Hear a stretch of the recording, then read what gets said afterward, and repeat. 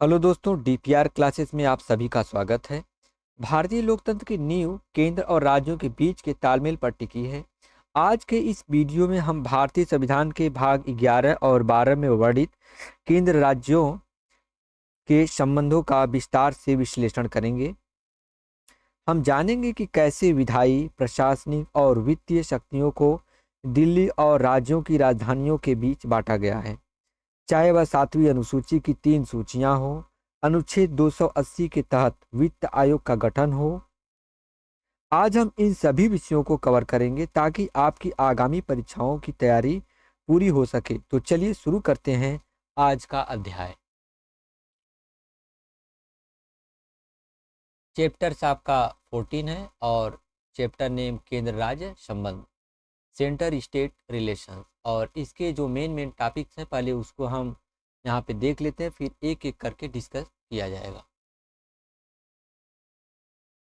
तो फर्स्ट आपका है विधायी संबंधों का परिचय, जो कि आर्टिकल 245 से लेकर 255 तक है।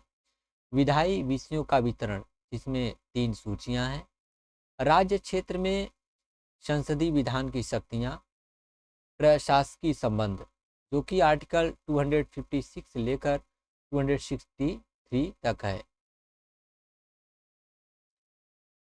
अखिल भारतीय सेवाएं और लोक सेवा आयोग।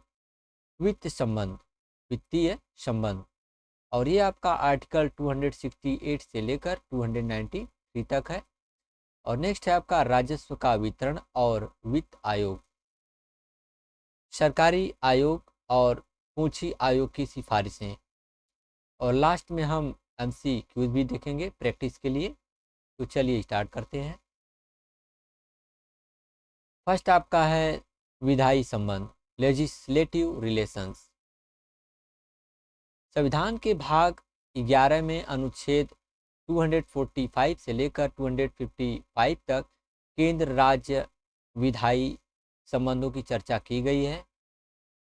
क्षेत्रीय विस्तार, संसद पूरे भारत या उसके किसी हिस्से के लिए कानून बना सकती है, जबकि राज्य विधानमंडल केवल अपने राज्य के लिए कानून बना सकता है।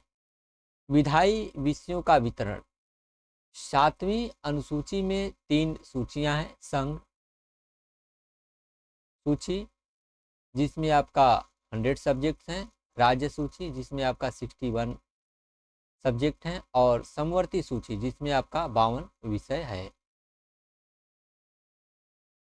अवशिष्ट शक्तियां, वे विषय जो किसी भी सूची में शामिल नहीं है, उन पर कानून बनाने का अधिकार केवल संसद को है, और यह आपका आर्टिकल 248 है। राज्य सूची पर संसद का अधिकार, विशेष परिस्थितियों में संसद राज्य सूची के विषयों पर कानून बना सकती है, जैसे राज्यसभा के प्रस्ताव पर अनुच्छेद 249, राष्ट्रीय आपातकाल के दौरान अनुच्छेद 250, या राज्यों की सहमति पर अनुच्छेद 252। नेक्स्ट है आपका प्रशासकीय संबंध, एडमिनिस्ट्रेटिव रिलेशंस। अनुच्छेद 256 से 263 के केंद्र और राज्यों के बीच प्रशासनिक संबंधों की व्याख्या करते हैं।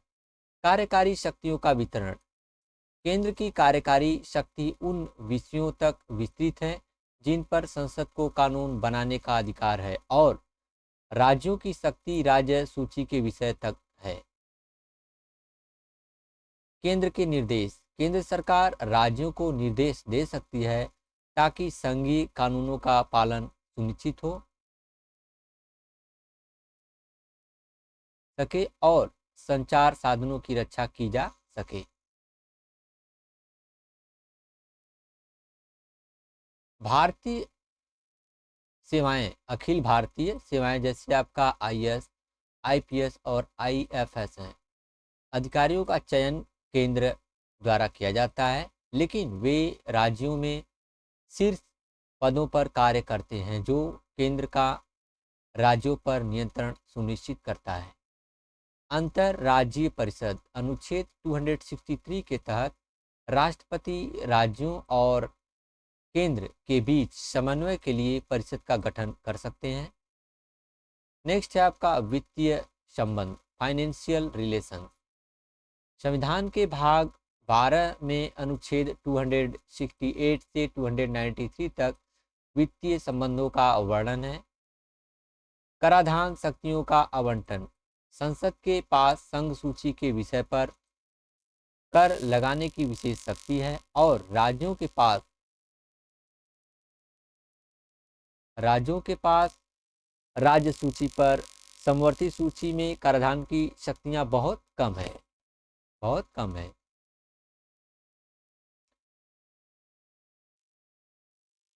राजस्व का वितरण 80वां और 101वां संशोधन में है। जीएसटी के आने के बाद केंद्र और राज्यों के बीच करों के बंटवारे की प्रक्रिया में बड़ा बदलाव आया है। सहायता अनुदान, ग्रांट्स इन एड, संविधान केंद्र द्वारा राज्यों को वैधानिक अनुदान अनुच्छेद 275 में है और विवेकाधीन अनुदान अनुच्छेद 282 में है प्रदान करने की व्यवस्था करता है। वित्तीय आयोग अनुच्छेद 280 के तहत राष्ट्रपति हर 5 वर्ष में वित्त आयोग का गठन करते हैं जो राजस्व के वितरण की सिफारिश करता है। ऋण लोन, केंद्र सरकार भारत की संचित निधि की जमानत पर ऋण ले सकती है जबकि राज्य केवल भारत के भीतर ही ऋण ले सकते हैं। केंद्र राज्य संबंधों पर महत्वपूर्ण समितियां, प्रशासनिक सुधार आयोग 1966, इनसे केंद्र राज्य संबंधों को सुदृढ़ करने के लिए अंतर्राज्यीय परिषद के गठन की सिफारिश की थी। राज मन्नार समिति 1969, तमिलनाडु सरकार द्वारा गठित इस समिति ने अवशिष्ट शक्तियों को राज्यों को देने और अनुच्छेद 356 को समाप्त करने की मांग की थी। सरकारी आयोग 1983, इसने मजबूत केंद्र की वकालत की लेकिन राज्यों की स्वायत्तता के सम्मान पर जोर दिया। इसने अनुच्छेद 356 के बहुत कम उपयोग की सिफारिश की। ऊंची आयोग 2007, इसने राज्यपालों के कार्यकाल और अंतर्राज्यीय परिषद को अधिक सक्रिय बनाने पर सुझाव दिए। और अब हम जो टॉपिक्स यहाँ पे डिस्कस किए हैं उस पर प्रैक्टिस के लिए एमसीक्यूज देख लेते हैं। फर्स्ट क्वेश्चन है, केंद्र राज्य संबंधों की चर्चा संविधान के किस भाग में की गई है? भाग 11 और 12 में की गई है। ऑप्शन बी करेक्ट है आपका। नेक्स्ट है,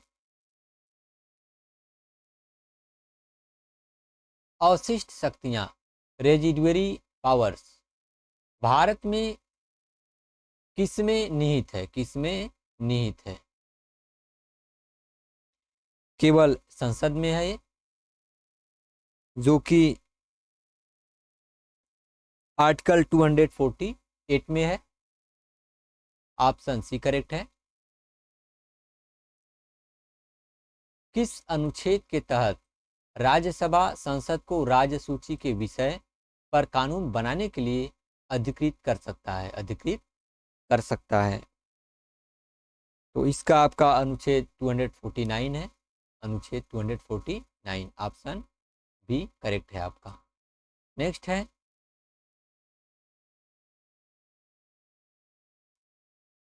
संघ सूची, राज्य सूची और समवर्ती सूची का वर्णन किस अनुसूची में है?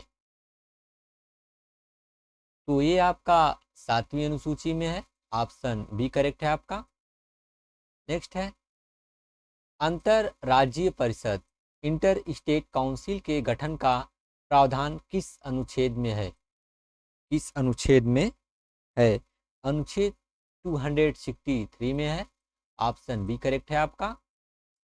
नेक्स्ट है वित्त आयोग फाइनेंस कमीशन का गठन कौन करता है?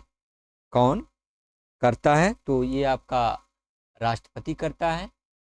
ऑप्शन सी करेक्ट है। नेक्स्ट है आपका अखिल भारतीय सेवाओं ऑल इंडिया सर्विसेज के सृजन का अधिकार किसे प्राप्त है? किसे प्राप्त है? केवल राज्यसभा को, केवल राज्यसभा को। ऑप्शन बी करेक्ट है। नेक्स्ट है आपका सरकारी आयोग का गठन किस वर्ष किया गया था?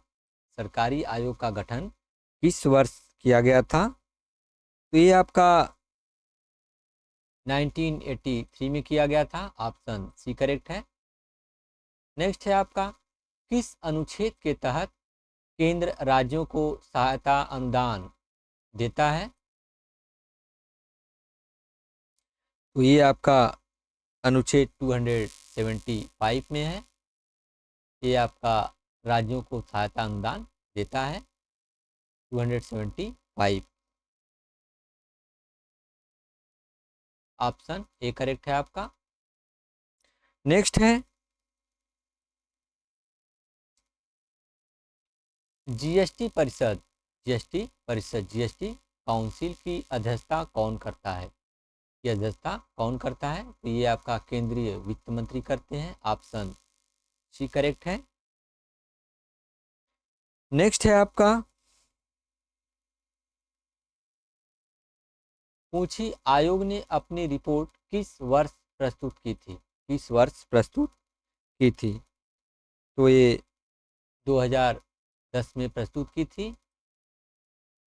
और गठन इसका 2007 में हुआ था। गठन 2007 में हुआ था और ये रिपोर्ट 2010 में प्रस्तुत की थी। तो ऑप्शन बी आपका करेक्ट है।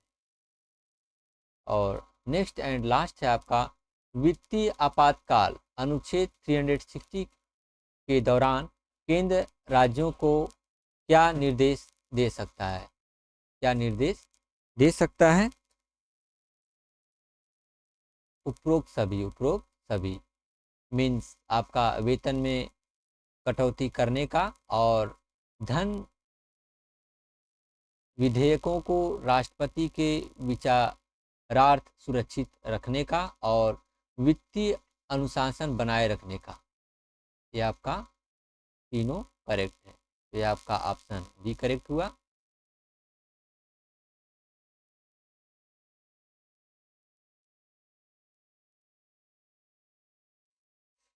तो दोस्तों यह था केंद्र राज्य संबंधों का एक विस्तृत अवलोकन। हमने देखा कि कैसे हमारा संविधान एक मजबूत केंद्र की वकालत करते हुए भी राज्यों की स्वायत्तता का सम्मान करता है।